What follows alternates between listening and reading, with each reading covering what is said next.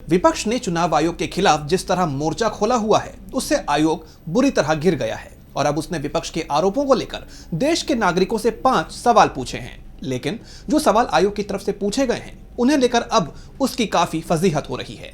तो क्या है चुनाव आयोग के ये सवाल और क्यों हो रही है उसकी फजीहत, जानेंगे इस रिपोर्ट में। चुनाव आयोग लगातार विपक्ष के निशाने पर है। ऐसे में अब उसने जनता की अदालत का रुख कर लिया है और एसआईआर पर मचे इस बवाल के बीच लोगों से 5 सवाल पूछे हैं, जिनके आधार पर वो वोटर लिस्ट के गहन पुनरीक्षण अभियान को लेकर आगे बढ़ेगा। लेकिन जिस तरह एसआईआर को लेकर आयोग घिरा हुआ है, ठीक उसी तरह अब इन सवालों को पूछने को लेकर भी उसकी काफी फजीहत हो रही है।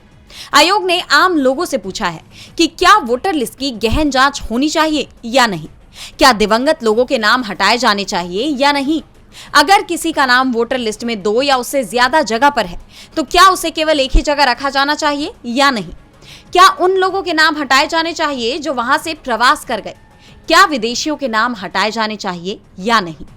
जिस तरह से आयोग ने ये सवाल किए हैं, विपक्ष के सवालों को काटने की उसकी कोशिश तो साफ दिखाई दे रही है, क्योंकि विपक्ष इन्हीं मुद्दों पर आयोग को घेर रहा है। जिस तरह जिंदा लोगों को भी गुजरा हुआ बताकर नाम हटा दिया गया, एक ही नाम लिस्ट में कई बार आया, ऐसे मामलों को विपक्ष उठा रहा है। लेकिन विपक्ष के सवालों का जवाब देने के बजाय चुनाव आयोग ने लोगों से ही सवाल कर दिया।